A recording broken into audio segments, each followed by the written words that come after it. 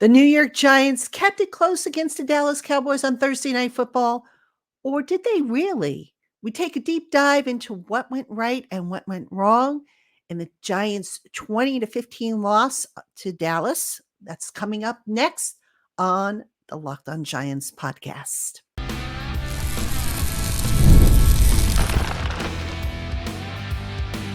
You are Locked On Giants, your daily New York Giants podcast. Part of the Locked On Podcast Network, your team every day. Today's episode of the Locked On Giants podcast is brought to you by FanDuel. Place your first $5 bet and you'll get started with $200 in bonus bets guaranteed. Visit FanDuel.com to get started. Hello, New York Giant fans, and welcome to another edition of the Locked On Giants podcast, part of the Locked On Podcast family, your team every day. I'm your host, Patricia Traina, credential member of the New York Giants media for Locked On, of course, and also for New York Giants on SI, which is where you can find my written work. And as always, welcome on into my Blue Crew community members, to my everydayers, to my newcomers, and everybody in between. Thank you so much for spending part of your day with us here on the Locked On Giants podcast. And folks, every day after a game, I have to come on, it seems, and talk about a loss. And this one hurts. The New York Giants losing to the Dallas Cowboys 20-15 on Thursday Night Football, just not good enough. And it's interesting because people were talking about, after the game, reporters were asking players, do you take some solace in the fact that you almost beat the Cowboys or you kept it close after, what happened last year? Folks, a loss is a loss. Let's get that out of the way. A loss is a loss. It doesn't matter if they lose by 1 point or 100 points. A loss is a loss. So on today's show, we're going to talk about areas in which the Giants are trending dangerously. Then I want to spend a segment on the offense as being called by Brian Daboll. I have some comments and some thoughts about that. And then, folks, let's talk about some positives. Let's end the show on a good note so that we all go into the weekend, hopefully with a little bit of a smile on our face, despite the fact the Giants are 1-3 and 0-2 in the division. So let's get started, shall we? All right. The Giants, I got to start with a comment that Brian Daboll made. All right. Now, before I get into it, just real quick, as I record this, we just heard from Brian Daboll the day after, meaning on Friday, just a little while ago, we heard from Brian Daboll with his update. One of the things he said was there are improvements that they are making. But when asked specifically about where those improvements are, really didn't come up with a whole lot. And I don't know, folks, maybe it's just me, maybe because I'm, out of it from last night. Maybe it's because I had a flashback or whatnot, but I almost can remember hearing Joe Judge saying the same thing about the team, saying, hey, we're making improvements, in practice, and you could see it on the tape, yada, yada, yada, but yet it wasn't showing up on the field.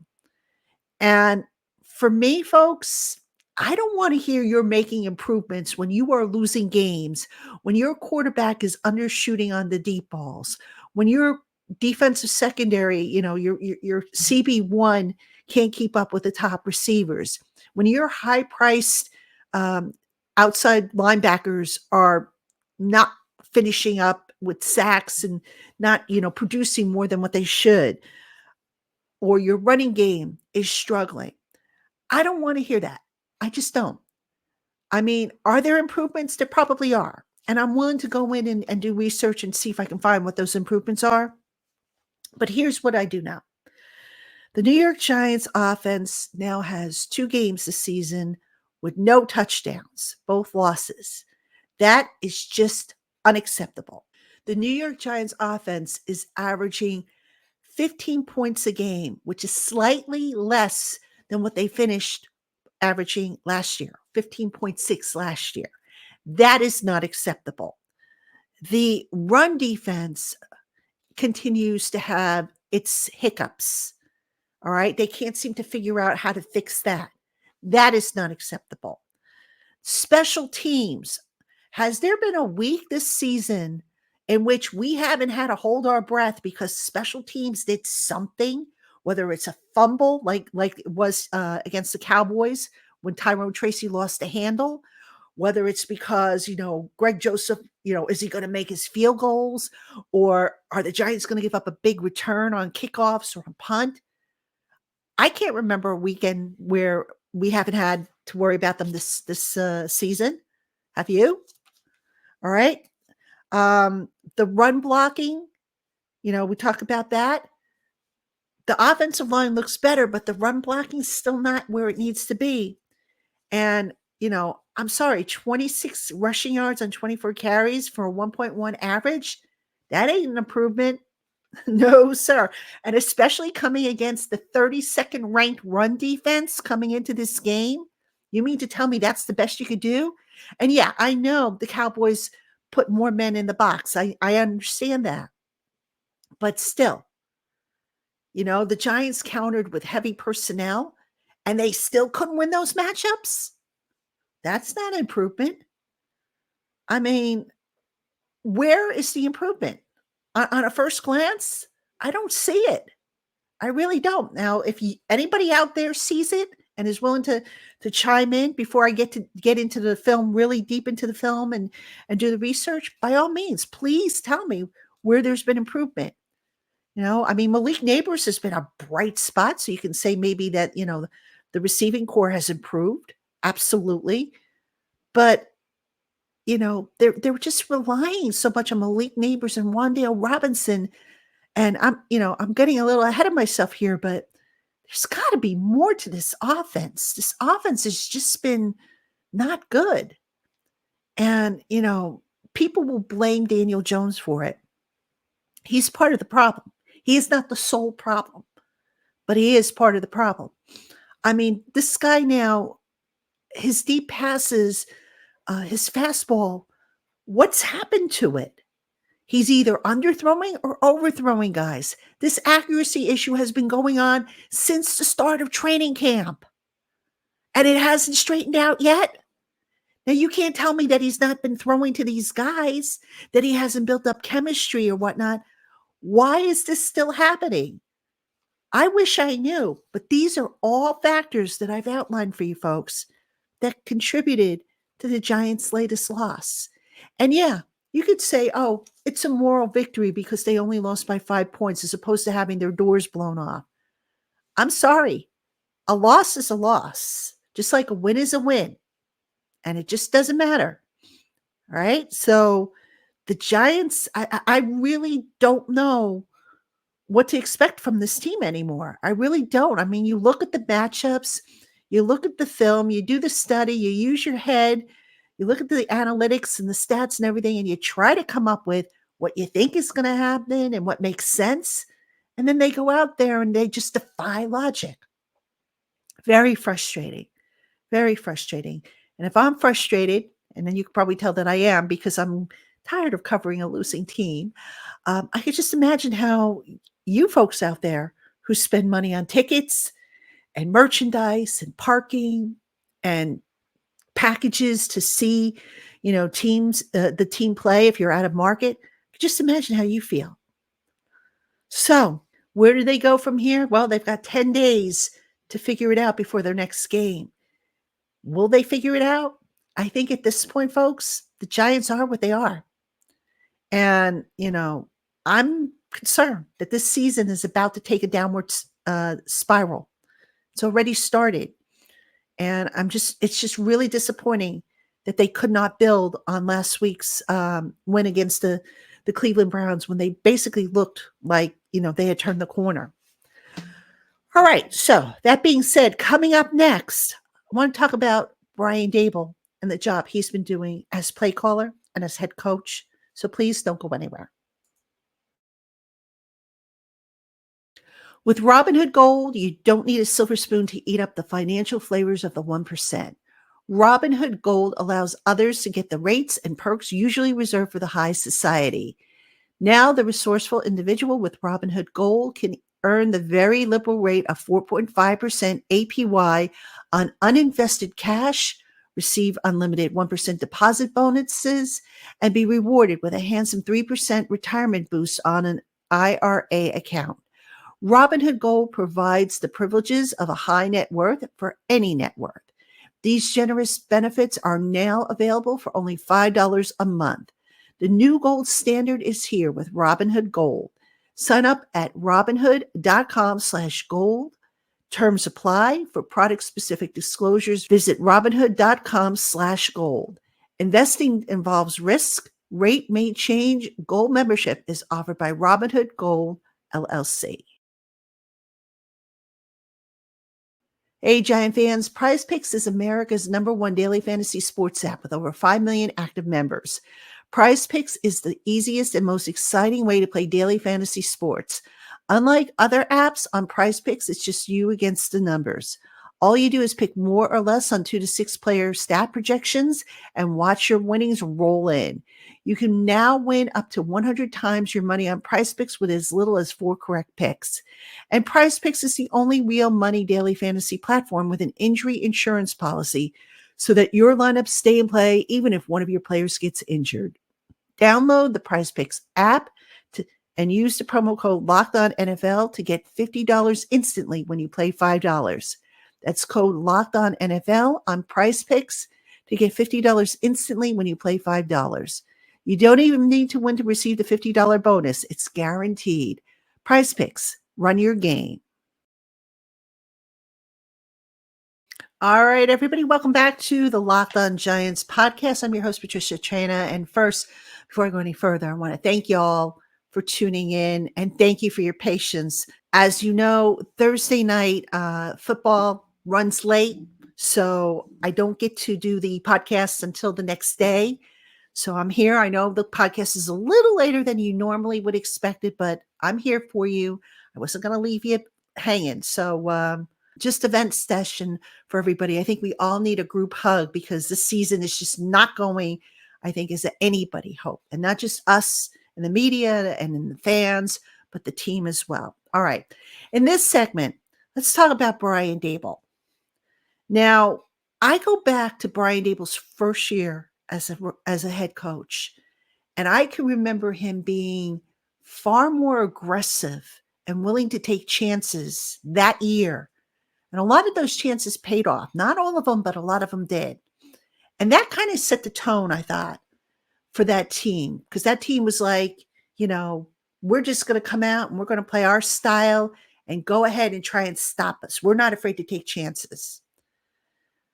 Something, and I don't know what it is, but Daboll just, to me, I don't think he's coaching the same as he did in 2022. I really don't. I say that because there are far too many times when I think he's playing it conservatively, where he's like, okay, I'll just take the points and, I'm not going to go for it on 4th down, or I'm not going to do this, or I'm not going to do that. Look at the game yesterday. How many times did the Giants try to hit the end zone when they were in the red zone? I'll tell you, it was 0. Not one shot to the red zone. To the end zone from the red zone. Now, you mean to tell me that there weren't any opportunities available?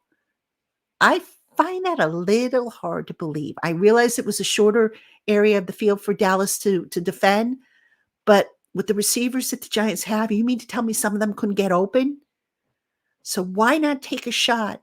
If you're in the red zone, why not take a shot in the end zone? I don't think there was a single pass attempted in the red zone. I could be wrong, but I don't remember that. All right, here's the other thing. I want to go to the third quarter play when the Giants were inside the 10. All right, that was after the Wan'Dale Robinson catch.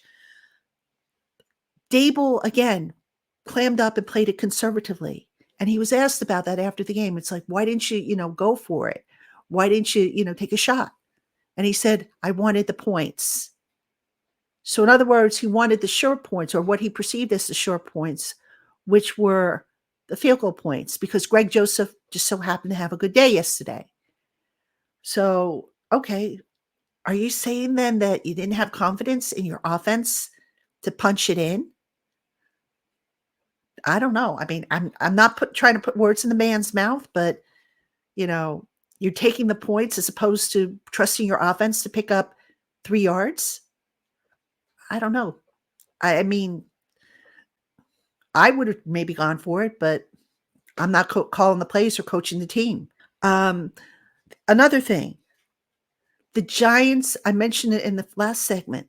The Giants went up against the 32nd ranked run defense in the NFL coming into this game. So what do? All right. They ran a lot of heavy personnel, which made sense. It was one of the keys that I identified and one of the things I expected. But the Cowboys countered by bringing in 7 or 8 into the box and basically daring Daniel Jones to beat him with his arm, which he was not really able to do. So here's the thing. If you've got your heavy personnel in there, shouldn't you be, and you can't run it between the tackles? What are we doing here? I mean, you could say, well, the Giants would be better off running to the outside in that case, not against this Dallas defense. It's a quick defense. So I just felt like the Giants had no answer to what the Cowboys were doing to them. The running game for the Giants was just terrible. The run block, everything from the run blocking right down to the execution to how they responded. And I asked several offensive linemen yesterday in the locker room. I said, did the Cowboys do anything differently that maybe you weren't expecting? A couple of them said yes. Okay, that to me is like, okay, if they did something you weren't expecting, how do you adjust? Or do you adjust? Well, the results speak for themselves, right?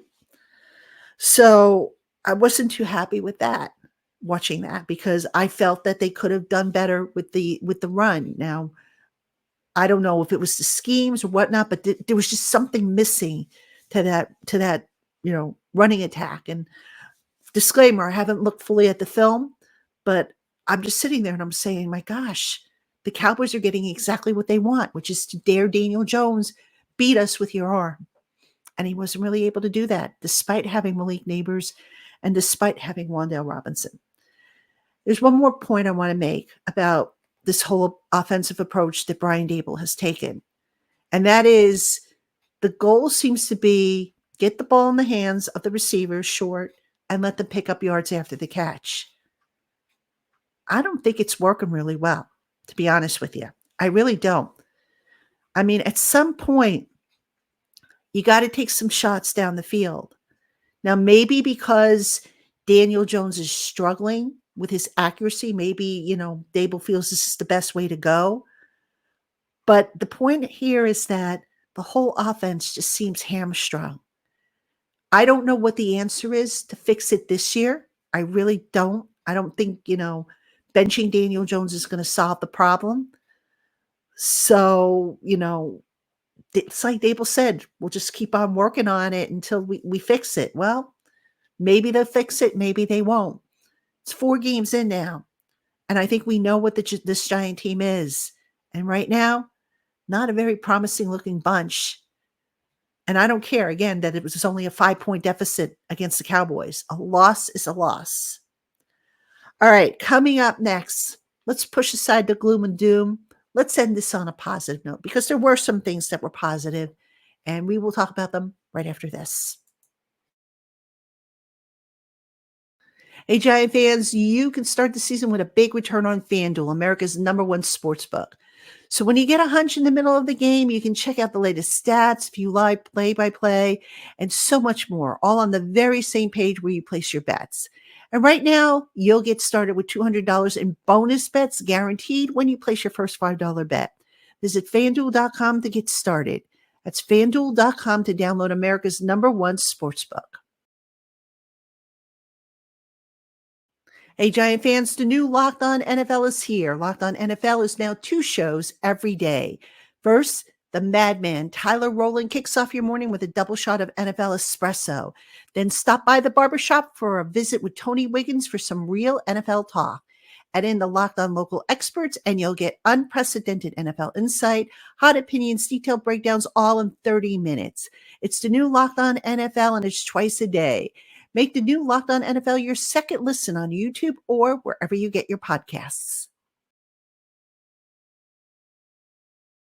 All right, everybody, welcome back to the Locked On Giants podcast. I'm your host, Patricia Traina, and we are recapping the Giants' 20-15 loss to the Dallas Cowboys on Thursday Night Football. What a shame. The stadium was so electrified. I mean, they handed out these LED bracelets to the fans and they were lighting up, in between commercial breaks. It was really pretty. It just reminded me almost of a playoff atmosphere. And for the Giants to just lack on offense, how disappointing. But you know what? Enough about the offense, enough about the negative. How about we talk about some positives so that we end the show on a good note? And we go into the weekend, hopefully with a little bit of a smile on our face. How about we do that? Okay, now what I want to talk about, the defense. Now, okay, the Giants gave up 20 points. I get it. They lost. They were part of the problem. But I thought overall the approach that defensive coordinator Shane Bowen took was not a bad approach. They held the Cowboys to 20 points, which is under their season average points per game, which I think is somewhere around 25. Bowen walked a very fine line with this Dallas offense in that he couldn't go all out blitz crazy like he did against Deshaun Watson the week before. He also couldn't afford to just sit back and play it passively. So somehow they found a balance. Now, I haven't seen the official stats. I just have my stats, but I think there were about maybe 10 pressures against Dak Prescott. There were also instances where the Giants, they were doing some funky stuff with their disguising on defense that forced Prescott to maybe alter what he was doing. And by that, I mean, there were a few plays where the Giants would walk up maybe 7 guys to the line of to the line of scrimmage and make it look like they were going to blitz 7. And then at the last second, maybe 3 of those guys would drop back into coverage and, the rest would come at Prescott on obvious passing downs.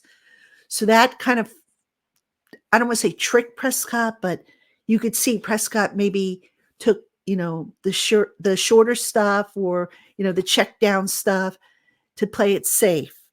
And it just so happens that, they were able to get the yardage after that. The Giants defensive backs, for what it's worth, they were physical against the Cowboy receivers. Now, this officiating crew that called the game, for as flag happy as they were, they didn't call a whole lot in terms of, illegal contacts and defensive holding and all that stuff that you would normally see. So the Giants defensive backs, I thought maybe got away with some extra stuff beyond the 5-yard area. So they were able to get physical, and I like that. The Cowboys, Prescott had tight coverage on 22% of his passes with receivers, right? So in other words, the Giants defensive backs were tightly covering the receivers. There were breakdowns. We all know about the Deonte Banks breakdown against CeeDee Lamb, but really the Cowboy receivers, it could have been a lot worse than what it was. Let's put it that way. Some of them were not able to get open. And all these stats, by the way, are per next gen stats. Some of them were not able to get open. I mean, overall, the defensive showing, not bad, not great. I mentioned, back in segment 1, some things that I would have liked to have seen. But, they played well enough to where they could have won the game had the offense done its part. And I said it throughout the game. If you were following me on Twitter, or X as it's called now, the field goals ain't going to get it done. And it didn't. And until the Giants offense just starts getting a gear, and I don't know what it's going to take. Who knows what the next few weeks are going to be. Let's just hope they're not going to be instances where we're just, oh God, here we go again, So if there's any positive that we could take out of this game, the defense played fairly well. as a whole. There were some breakdowns. Obviously you want to get a little bit more out of Thibodeau and Burns. At least in terms of the numbers or the measurable production. Although there were instances where if you look at the tape, I think you'll probably see, like, there were certain plays where you can see maybe Thibodeau or Burns were influencing what was going on up front. That's stuff that doesn't necessarily show up in the box score. But, Giants just not able to get it done as a team. This isn't, defense versus offense. This is a team game. And you throw in special teams, like I said, with the special teams for the Giants having an adventure seemingly every week. This is what you've got. You've got a 1-3 team. They've got 10 days to figure it out before they head west to face the Seattle Seahawks and in this environment that's always difficult to play. Let's hope they get it figured out. And then before I go, folks, I want to mention real quick about Malik Nabers, because I'm sure some of you are wondering what the status is with him. Malik Nabers suffered a concussion with about 3 minutes, 30 seconds left in the game. Afterwards, I saw him in the locker room. He was talking with his teammates.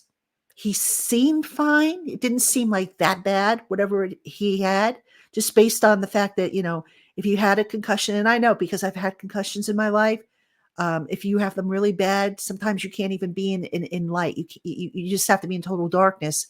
So hopefully that concussion that he suffered wasn't bad. Now, initially, when Brian Burns yelled out to him and said, "Hey, Leak, how you doing?" He's, you doing good. And he's like, "Nah." Everybody's like, "Uh-oh." Well, later on, Malik Nabers posted an update and said he was doing better. So he is in the concussion protocol. I think he'll be okay for the next game.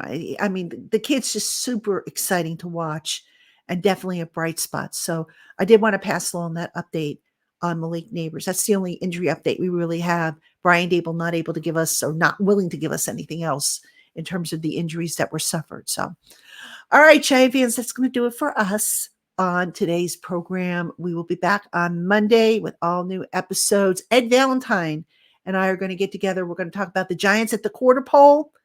That'll be on Monday. We hope to see you then. Until then, have a good weekend.